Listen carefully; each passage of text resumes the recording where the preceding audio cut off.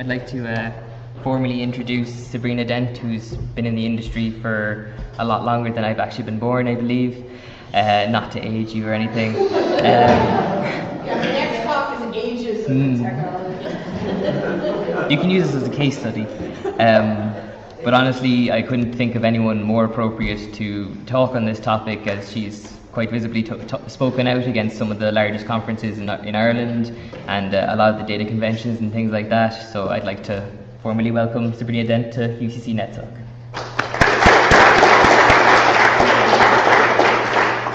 Hi. So thanks for having me. My name is Sabrina Dent, and I'm a web designer, a web developer, and an internet marketer. I've lived in Cork for about 12 years, and I work primarily with small businesses and startups and that horrible term, boutique brands. I have been a web developer since 1996, which means that I have email addresses that are older than some of you, which is infinitely more horrifying to me than it is to you. So we're going to do why technology sucks for women. And I want to start out by saying that I'm well aware that gender is not binary, and that the issues that I'm here to talk about today do not just affect women. We could just as easily have called this talk Why Technology Sucks for Non-White, Non-Straight, Non-Cis Male People, but I actually wanted people to come to it, so we didn't call it that. So anyway, this is the talk that we're doing today. Like I said, I have been working in technology for 20 years. I don't have a computer science degree or a web technology degree, basically because back when I started, there wasn't any such thing as a multimedia or web technology degree, because we had only invented the internet like the day before yesterday. So I learned HTML editing my free GeoCities pages. These were infinitely worse than Bebo. And I learned about databases using the very first database supported version of Front Page, which was infinitely worse than Dreamweaver. I blogged from very early on. This is a Wayback Machine capture of like the third version of my blog. I'd just like to point out it's 640 pixels wide, and that was full screen. So I actually hacked together, my blog was the very first thing that I built. I built it before there was blogging software. And I hacked it together using a database script, an open source database script that I found on some hideous virus-ridden repository. And I wrote it with ASP using an ODBC access database layer on the back end. So, you know, back then, the net result of this was that I was 26 years old and I had been recruited to work in London, and I was working as the director of online services for a web company because absolutely none of us were qualified for anything. And the company that I worked for at the time worked primarily with local authorities, so large city councils. And in my role as the director of online services, serving these customers, I had purchasing authority for all of their web-facing infrastructure and their entire back-end budget. And that covered absolutely everything from soup to servers. So way back then, this was about 1998, there were no content management systems. They were just emerging onto the market. And one of the more robust pieces of technology that you could license at the time was a thing called Story Server, and had just come out with version 4. And I went to a huge technology conference at the London Arena, and I went with my boyfriend at the time. I'd like to make it clear that my boyfriend at the time was a photographer. Like, he was not a technology-based person. I'm not even sure digital cameras had been invented at this point. So we go to this conference, and there's the story server stand, and there's your typical sales bloke, whatever. And I go up to him with my boyfriend in tow, and I hand him my business card. And I'm dressed in a suit, he's dressed in a t-shirt. I have a business card, he doesn't have one. And I sound like I have budget to spend because I fucking have budget to spend. And so I'm talking to this guy, and every single question that I asked him, he would turn around and answer to my boyfriend. And this was really my first, I remember standing there in the middle of this conference and thinking, oh, it's gonna be like this, is it? And so that was the day that I went open source, so that I never had to talk to another sales guy like that again. So in general, I would like to think that in the past 20 years, things have improved for women in technology and on the startup scene. But realistically, I don't think that they have. This is my favorite headline from last week. It's not like I had to go digging through like archives of shitty publications put on the web in order to find this. And it's like this sort of thing is not at all unusual. I would like to point out that all of these companies are technology companies to at least some extent. This article was not run in the tech section, it was run in the lifestyle section. Also, I would like to point out that one of these girl bosses is 36 years old. Like this is the sort of thing that makes me irate and causes me to rant over my coffee. So basically, what that illustrates is a tiny point of a much larger spectrum on which we are still trivializing women. We're still propagating the idea that the default for tech is men, and that women in tech are representing the pink ghetto, which consists of fashion, shopping, and babies. This is problematic on two fronts. First of all, it positions pink as being less valuable than blue, okay? It perpetuates the idea that startups around soft tech are lifestyle and hobby businesses rather than profit-driven brands. Second of all, it's actually bullshit. A really fabulous woman named Marian Mangubi did a survey of female-founded tech companies, and she was really quite rigorous in the definitions that she applied to her data sets. For example, she defined technology companies as companies that build the actual software or hardware equipment used to power other businesses. And she found that of the 546 female-founded tech companies that she could find to survey, 74 of them were technology companies, 71% were business startups, and 71% were media. So women are founding tech, and they're founding what we, as a larger society, call real tech. One of my favorite examples of why technology sucks for women is technology conferences. This is like my pet hate. And the Web Summit is a great example of this. The reason that I believe passionately in the power of technology conferences is that I believe that women need role models, we need visibility, we need aspirational visibility, and we need to be able to see other women who have done what it is that we want to do. So the Web Summit is my absolutely favorite conference to hate on because it's an incredibly powerful conference. 30,000 delegates came to, 22,000 delegates came to Dublin last year to attend the Web Summit. It tags itself as Where Tech Meets. And there are 500 speakers and more than 1,000 investors, and they come together at the RDS and venues around the RDS. But of the 500 speakers that the Web Summit likes to boast about, at last year's Web Summit, only 19.5% of them were women.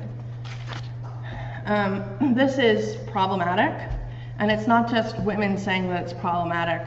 The Web Summit itself was attacked on social media by women saying, look, this is not on. Like, you have climbed your stats to 19.5% this year from 14.7% last year, and it's really not good enough. And there was a social media campaign to get the Web Summit to agree to put up 30% women speakers. Like, you know, we're 50% of the population, 30% is not, actually really not much to ask for. So there was this social media call, and then like you could actually just like sit at your desk in your far off place and hear the PR machine for the Web Summit like madly grinding away up in Dublin. Like there was some sort of fucking monkey in a barrel going up there. And they put out, like all on the same day, it was absolutely hilarious. They put out an anti-harassment conference policy. They put out a blog post about gender at the Web Summit. And in this post, Patty, who organizes this conference, recognized that the Web Summit does actually have responsibility in this area with this wonderful quote. I'm like sitting on the internet, you know, spewing unmitigated howls of outrage. And to be fair, a really super stand-up guy named Eamon Leonard had like 3 days before, had been named as the Web Summit's Chief Community Officer. And he called me up from his holiday in Berlin, like from the back of a pub on a mobile phone or something, at 9 o'clock at night to talk about this. And Eamon's basic point was, you know, look, I've only been on board for 4 days, and this is part of what I'm coming on board to tackle. I don't think we're gonna have like an issue hitting 30% for next year's Web Summit, but since it's 6 weeks out, we're probably not going to hit it for this year's Web Summit. He's like, and I'm not telling you what to do. You do whatever it is that you feel like you need to do. But I'm just telling you that I am here, and this is part of my remit.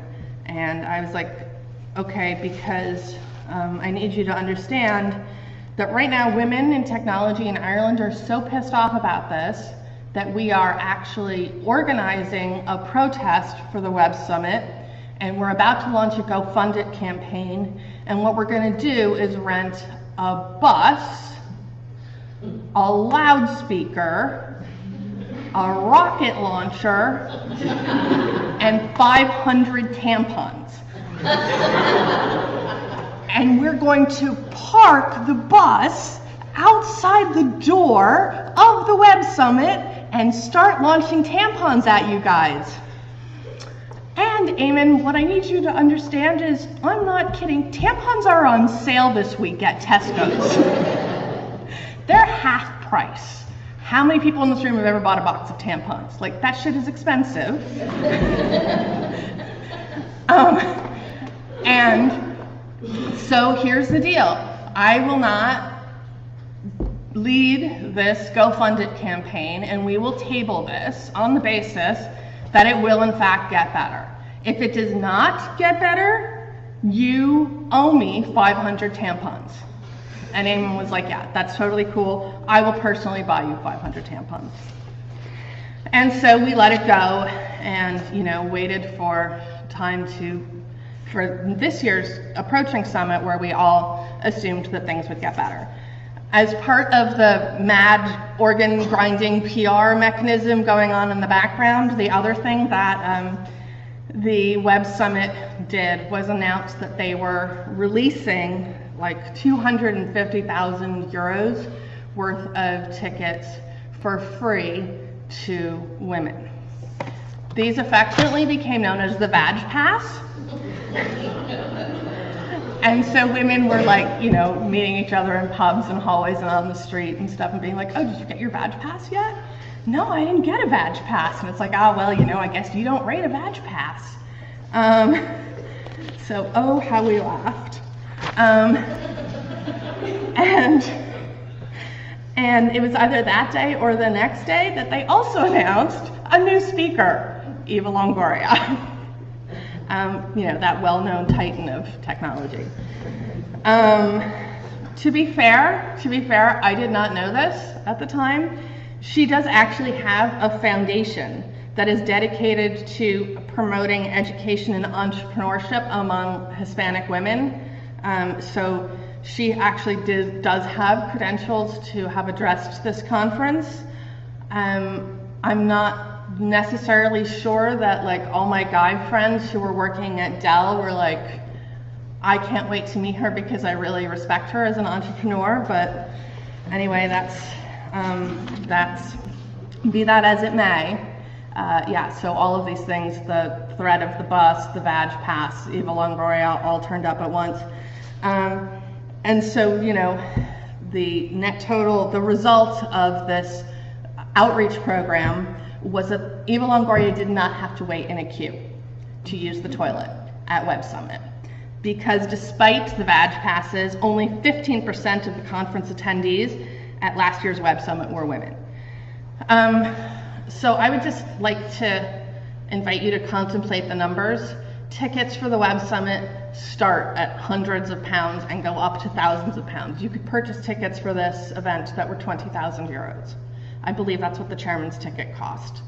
And on the other hand, we've given out $250,000 worth of free tickets to women, and we still can only manage to pull in 15% of our attendees as women's conference goers.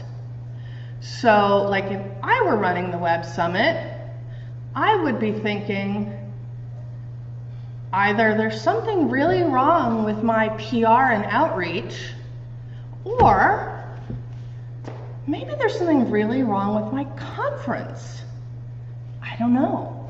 But anyway, so then we get there, and I'd just like to be clear that when I say we, I do not mean me. I did not go to this thing because I was not going with a bus, so what was the point? So we get there, and there are only 15% women on the floor, and of the 19.5% speakers who were women, it turns out that that number did not actually break down any better. Only 24 of those women were invited to speak on the main stage, and of those 24 women, 10 of them were tech journalists, which is its own like problematic thing, being a woman in tech journalism. I'm not dissing those women, it's a very hard row to hoe. But the net result is that leaves 14 women founders, investors, coders, and developers speaking from the main stage, which is 2.8% of the Web Summit speakers. This ridiculous turnout and visibility at conferences is like not at all unusual. These are the Lou queues at TechCrunch Disrupt. I actually considered doing a presentation that was nothing but slides of queues for the women's bathroom at conferences. So, like, I'm not kidding, I actually could have done that presentation, because that's just what it's like, and it's like that a lot, and it's like that at a lot of conferences. So one of the common arguments for supporting this is the static quo, like, oh, well, you know, this isn't really a problem, this isn't a problem, because there are just not that many women in tech. That is also bullshit. The workforce is somewhere between 25 and 40% of the workforce. The numbers decline as you go up. By the time you get into management, like just 23% of team leaders at tech companies are women. So there, I mean, you know, there are statistics. There are a lot of ways to slice those numbers, and there are a lot of ways to look at what that means you should have on a stage at a tech conference. And I'm not actually going to get into that, because what I'm much more interested in is the fact that nobody ever argues that there are not enough women in marketing, okay? So women make up 50% of the marketing workforce in technology companies at least, okay? Despite this, hot on the heels of the Web Summit gender debacle, the Sunday Business Post announces that they're launching the Swipe Summit. And they announced their initial panel of speakers, and there are exactly no women. There is not a single woman speaker listed. This is for a marketing conference. Oh, I'm very sorry. It's a 360-degree digital strategy conference. So there are no women speakers at this marketing conference at all. It's also not just tech marketing. A few years ago, I was throwing a huge strop about the complete lack of gender balance at a London-based series of conferences, and I wrote a blog post about this, and tweeted it and did the whole social media howls of outrage thing. And to be fair, the organizers turned around and promptly invited me to come and speak at Future of Web Design, which at the time was like a big deal design conference in London. And so I, work on my presentation, which is already going to be a hard sell because I think that what I did was Stalinist web design. And so I get there, and I'm sitting in this huge hall with like hundreds and hundreds of people, and this big stage and curtains and projectors and lighting and miking and all of this stuff. And I get up, I have my presentation on my laptop, and I get up onto the stage, and I hand it to the nice man who's supposed to, plug it in and get it up there. And I turn around as I'm waiting for this all to happen quietly behind me. And not only had it never occurred to them that a designer might not use a Macintosh, it had never occurred to them that a presenter might only be 5'2". And so I'm left on this stage in front of hundreds of people going, could somebody get me a VGA cable and like a fucking telephone book? Because the podium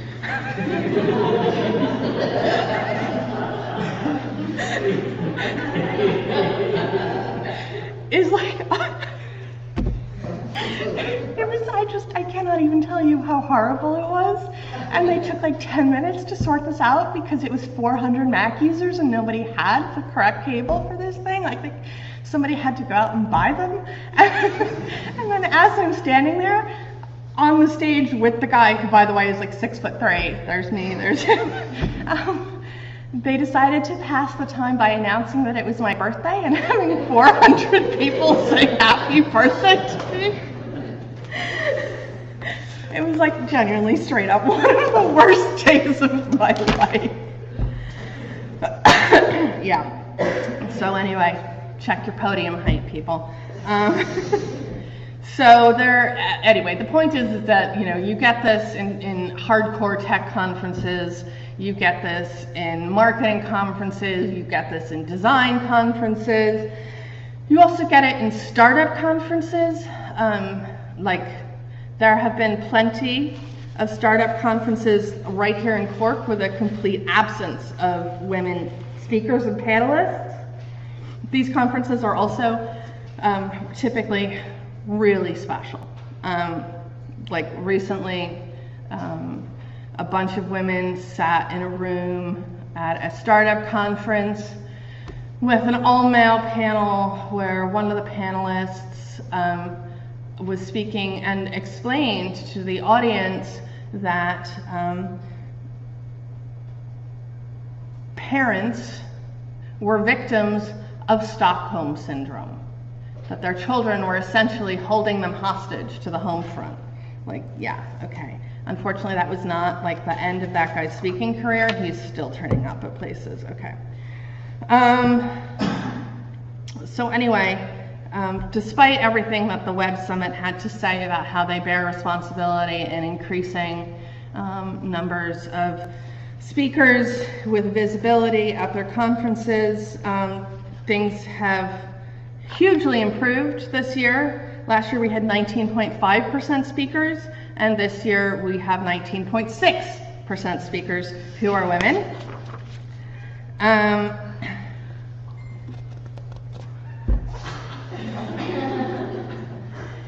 I actually lost track of Eamon this year, and I try to pay as little attention to the Web Summit as I possibly can because I just find it vile and odious. I don't believe that he is still working for the Web Summit. I can't really speak for him, but I can tell you that when I told him he owed me 500 tampons and a rocket launcher, all he did was ask me for my address. And I actually have asked him to donate 500 boxes of tampons to a battered women's shelter in Dublin because I'm not going to get it together to organize a bus. And also, the Web Summit has fucked off and announced they are going to Lisbon for next year. They're leaving Dublin. And I would just like to say, as an aside, I have a very small stash of very good champagne that sits in my refrigerator, and it's saved for very special occasions. And it has been there for 10 years. And we opened the first bottle on the day that Margaret Thatcher died. And we opened the second bottle on the day that Paddy Cosgrave announced that he was fucking off to Lisbon. And I was like, don't let the door hit you on the way out. And then all these people were like, this is a terrible loss of tech jobs in Ireland. I'm like, what tech jobs? This is an event company. It's not like, you know, Apple has moved to Portugal or something, but, you know. Anyway, so part of the reason that I am very happy to see the Web Summit disappear to Lisbon is that the Web Summit, aside from its speaker numbers, is in and of itself a pretty toxic event as far as I'm concerned. I don't think that we're going to see significantly more attendees at this year's summit who are women than we saw at last year's summit who are women. Because, you know, women in technology, we talk to each other, and there are a lot of reports of enormous unpleasantness at this conference. And I'm not going to just sit here and pass along idle gossip, so everything that I'm telling you has at least been online, okay? And I can provide sources for this stuff, but there are reports of women having photos of their asses taken on the conference, on the exhibition floor. There was a speaker who came off the stage, and as part of her speech she was addressing gender balance, and as she was walking off the stage, she's walking by people who are standing around the exit who called her a feminist cunt. And there are more than one report of women founders in the, you know, there's like a startup exhibition hall where you can take your startup, and it's a source for investors to go out and meet people and companies. And more than one woman founder who reported that she was brushed aside by venture capitalist guys telling her or telling them that they only speak to people at the highest level. So the assumption being that she could not possibly be the person at the highest level because she's a woman. So anyway, environments like the Web Summits and stats like the Web Summit don't encourage women to turn out, either as speakers or as founders or as startups looking for investment. And that matters. It's incredibly important because access to funding is a huge issue for all startups, regardless of who founds them. These are 3 photos from 3 different sessions of Startup Poker Dublin, which bills itself as a place for start-uppers. I don't know what the fuck a start-upper is. A place for start-uppers, coders, designers, and investors to meet up and play poker. Is anybody noticing like a dominant trend in these 3 photos? Like, if you had a Pokemon collection, you might have the full set here.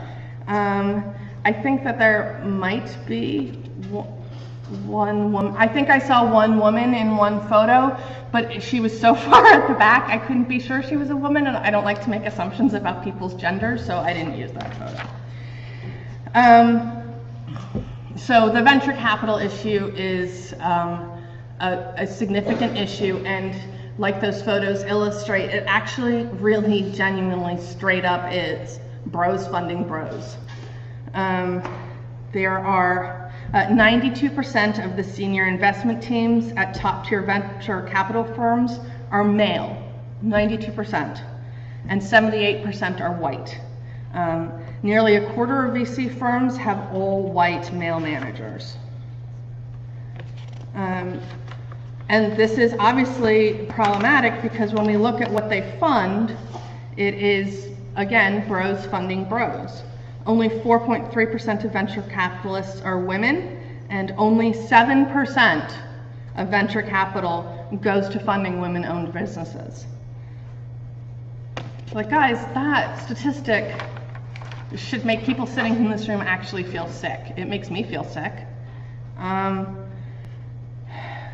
Finally, speaking of funding gaps, I would just like to say that I think it's really nice that the Web Summit is held every year over the 4th of November. Last year it was the 3rd through the 5th, and I think this year it's the 4th through the 7th or something.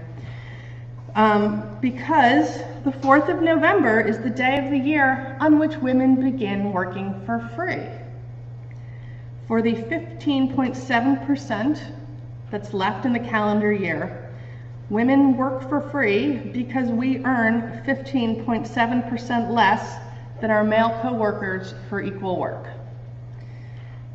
I would like to also point out that in 2013, this date was the 7th of November, but now we're falling farther behind, so it's moved up the calendar.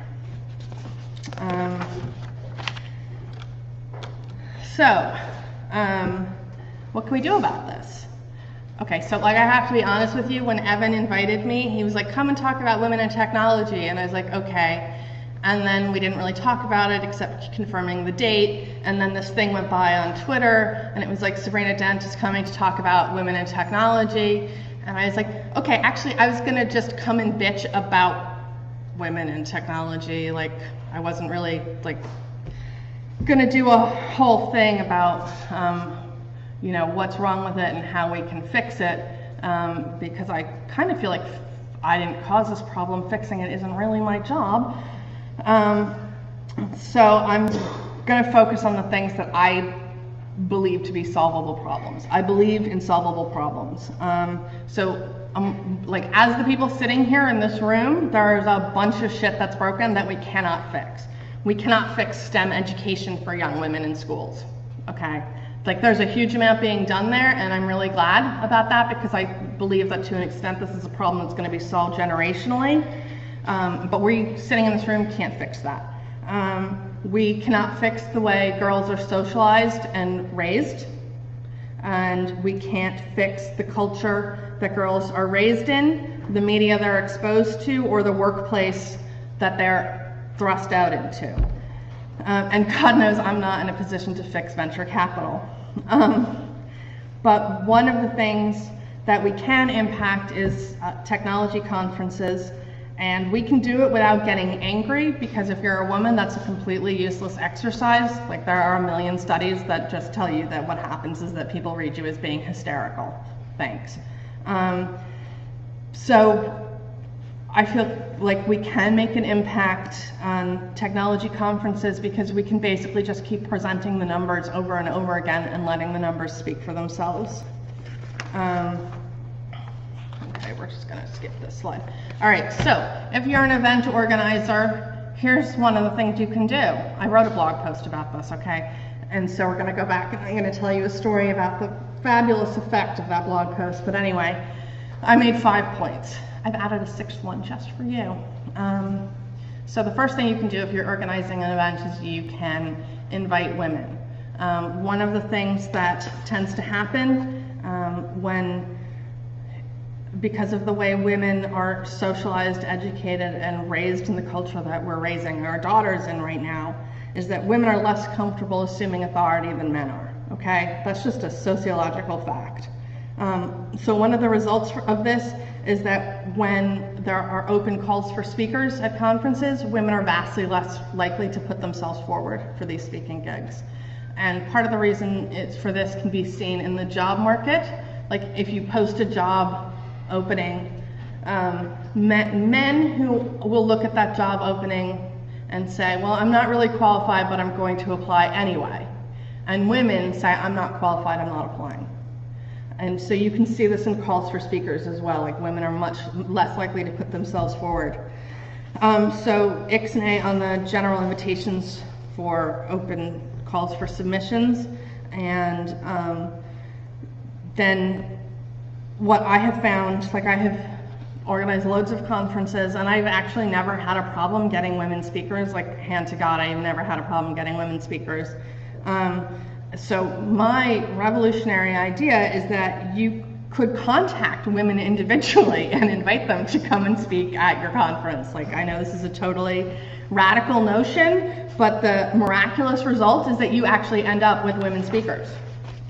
Part of the reason that this doesn't happen is because when you're a conference organizer, it is completely natural for you to reach out to your immediate circle, to invite the friends and the colleagues with whom you have the best relationships, and from that initial group you build your speaker list, your initial speaker list.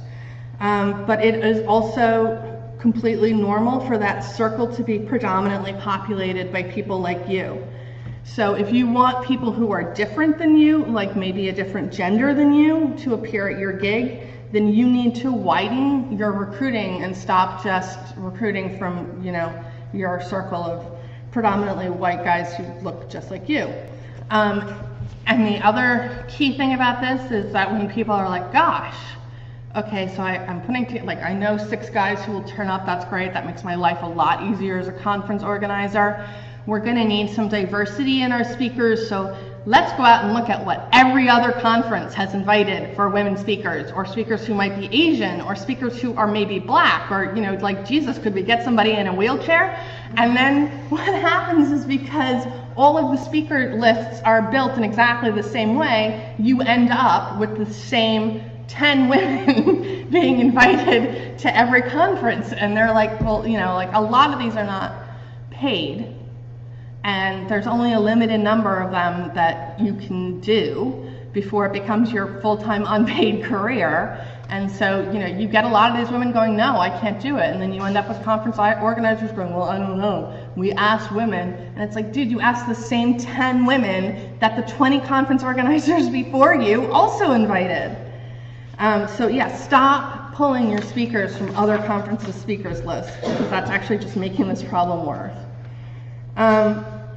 But I'm a big believer in personal responsibility. So, you know, if I am invited to a conference, I go and look at who's on the conference list. And like, I'm really bored with being the token woman. Like, it's really, really boring. And so, you know, when I'm invited to a conference, I look at the conference list and I say, you know, where are all the other women?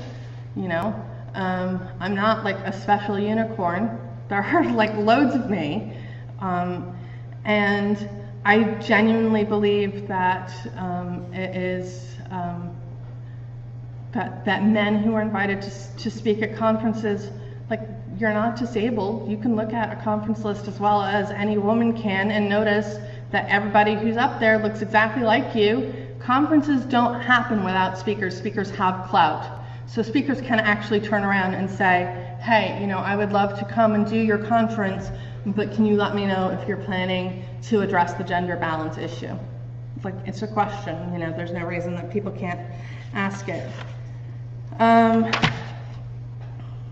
Less applicable to this audience, but, you know, sponsors can do the same thing. Conferences tend not to happen without some sponsorship.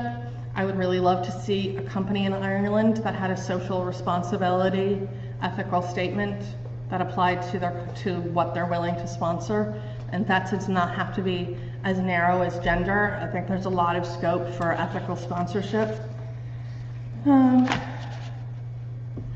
Okay, and yeah, this is like totally my favorite one. So when I did this blog post, one of the points that I made was that organizers should put their money where their mouth is. Like, if organizers are like, oh yes, we would totally love to see more women at our conferences, it's like, it's okay if as an organizer you don't have the wherewithal to spearhead a successful recruitment campaign for women speakers. That's totally fine. You know who you know, and it also takes time for organizational change to take root. But if that's the case, then you should seriously consider bringing in some outside professionals to help you broaden your speaker base. So this was all going on like post the Web Summit announcements last year, and Mary Rose Lyons, who's project manager up in Dublin, was one of the people who was banging on about the generally crappy statistics that we see at conferences all over the place. And she made the point that since she posted about male bias in the Sunday Business Post event, loads of people had contacted her saying that they've offered to help various conference organizers with their lineups, but the conference organizers really didn't want to know. So this totally aligns up with my thing, because after I wrote this post, the guy from the Sunday Business Post Swipe Summit tweeted me or something, and he was like, oh, we would love your help. And I was like, okay, fine. So I ring him up, and he's like, I'm like, so just tell me basically what the problem is. Like, why are you having difficulty getting women speakers? And he's like, well, I don't know. Like, we emailed a lot of ladies. I was like, oh, Jesus. And I was like, okay. And then what happened? He's like, well, the ladies never got back to us. I was like, did you try ringing the ladies? I kind of feel like I'm sitting in an episode of Downton Abbey or something. And you know, so after all of this, I was like, all right, well, you know, I got off the phone with him and like banged my head against the desk, and then an email comes in, and he's like, you know, so thanks for the call. We would really appreciate your help and recommendations for women speakers that you could invite. And I was like, that is super terrific. My rate is 400 euros a day. What I got back was crickets, like the sound of complete and total silence. So basically, this is a conference that had a problem that they recognized was a problem, and also had a problem that they recognized they did not have the in-house know-how to solve.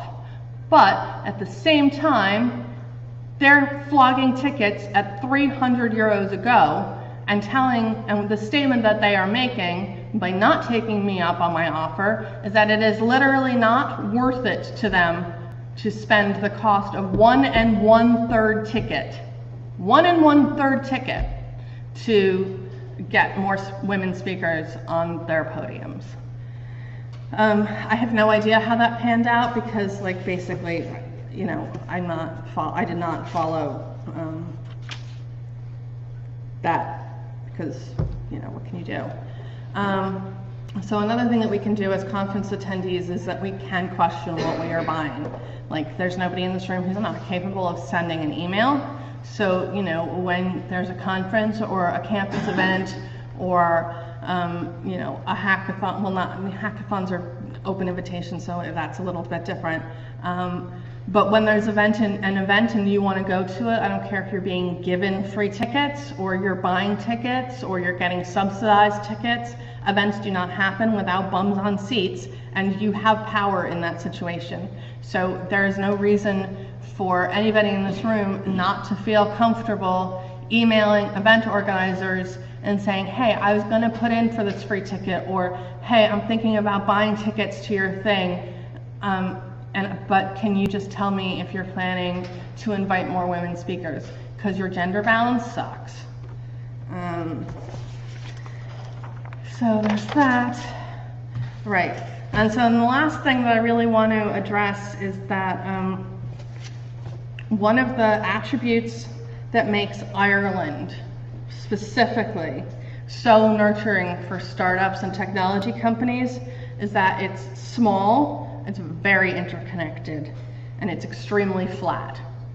Like, I mean, you know, I would be willing to put money on the table right now that there's somebody in this room who has a cousin who's married to the cousin of the Taoiseach. Like, it's not 7 degrees of separation or 6 degrees of separation in Ireland. It's like 3 degrees of separation. So if there's somebody in tech that you super really needs to get a hold of, it's quite likely that you are going to be able to get a hold of that person. It's a huge strength that we have in Ireland, and one that maybe people who grew up here don't necessarily recognize as being really unique to this country. But the flip side of that is that it can be really rocky beneath the surface. So like, it's really small here, and without a doubt, yes, schisms have consequences. We're protective, like people here genuinely want to nurture the Irish startup scene. And also there is a genuine real world value in brand Ireland, and people tend to want to protect that. So we are slow to complain about this sort of thing. We don't want to be seen as being disruptive. We don't want to be, to isolate ourselves, and we don't really want to raise our heads above the precipices, and because the absolute worst thing you can be called in Ireland is a begrudger. But I encourage all of you to be begrudgers. Stick your heads up above the precipice and say, why are there not more panelists here? Why are there not more events featuring women speakers? Like, here's a really super example for you. One of the panels that I attended, and I hate going as not a speaker because I just end up standing at the back of the room being really frustrated and wanting to throw missiles at people. But I went to one where there's a this is a conference for startups, and again, it's an all-male panel, and one of the people on the panel talking, from a perfectly valid viewpoint of experience about startups is somebody who started a very well-known, highly regarded t-shirt company in Cork. This is not this guy's fault, so we're not going to talk specifically about what t-shirt this is, but you probably bought these t-shirts. And I'm sitting there thinking, like, it's not like he invented the printing press. What he has is startup experience, but he doesn't have specific technology experience. But there are so many women run businesses, people who have been founders, are startups, are hugely successful, and in fact, one of them is his fucking neighbor. Like, how annoying is that? Moira, raise your hand. Thank you. But this Maybe we'll move to bigger premises if you did that. But to my thinking, this goes back to the pink ghetto question. Like, t-shirts are cool, and lots of men wear them. But the company that started next door is a hand-dyed yarn company. And that is like a pink ghetto product. It's no more or less technology-based than the t-shirt guy. They export to 5 continents. They employ 7 people or 12 people or something. 12 people. Yeah, they have moved and expanded their premises. Are we at 3 times in 5 years? And just in case you maybe think that it has to do with the fact that, your man, the t-shirt guy, is like a really super public speaker when it comes to talking about marketing, I would like to point out that Moira's full-time job is as a marketing lecturer at UCC. So, we are out there, and what you need to do is stop looking at the 300 white guys on your LinkedIn list to build your conference presentation. And that's it. That's all I have to say. So, thank you for your time listening to me bitch and moan for what's it been, 40 minutes. And if you have questions, I would be happy to take them. And if not, we can all just go have a cigarette.